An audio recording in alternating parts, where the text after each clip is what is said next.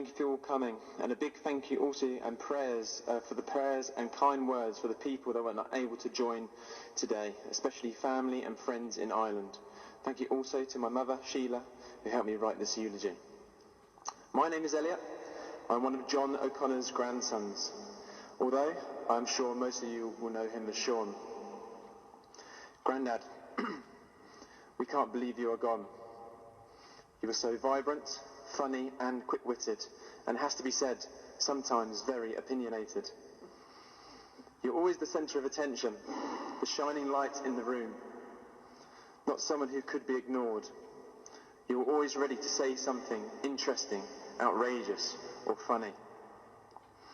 At the ripe old age of 94, you're still one of life's best characters.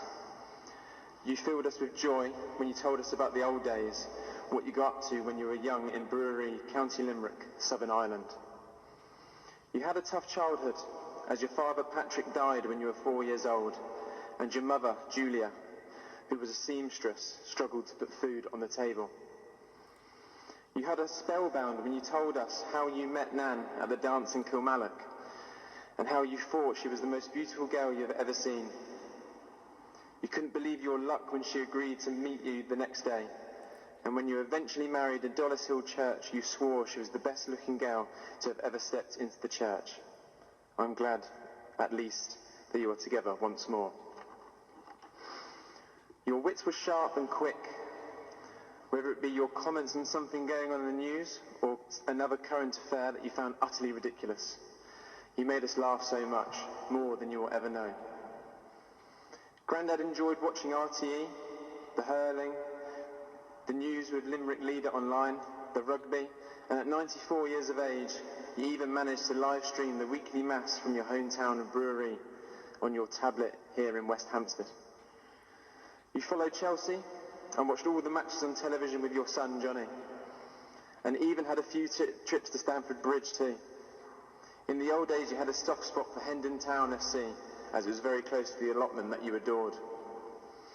Sheila, my mother, always recalls stories of you climbing up ladders, even over the last couple of years, fixing electrical items and generally being very handy. Grandad worked for many years for British Telecoms and had an interest in technology and the mechanical aspects of it. He was very creative, and I remember fondly a globe that he fashioned to rotate using an old CD tape motor. And when he was a young man, he also made his daily commute of 20 miles there and back on bicycle more manageable by fixing a radio on the handlebars to listen to the rugby and the local news. My mother also fondly remembers trips to Ireland from London as a young gal, travelling in the sidecar of your motorbike, squished in tightly with Nan and Johnny. I always wondered why you dreamt of owning a free-wheeled car that I only understood once I started paying my own car insurance. Although I've spoken about a man who was mechanically minded, quick-witted and mischievous in nature, he also had a deeply loving side. He loved his family and friends dearly and kept in regular contact with people in Ireland via phone calls and post. Sean always puts his family first. I remember as a young child, he put me in charge of a hike to the peak of Blackrock Mountains in Ireland, but ensured my safety by tying a rope around my waist. He knew I'd be eager to peek over the cliffs and the waterfalls after telling me the myths of the leprechauns who lived in the mountains. We're also very desperately sorry you were not here with us for another few years. We would all have loved that so much.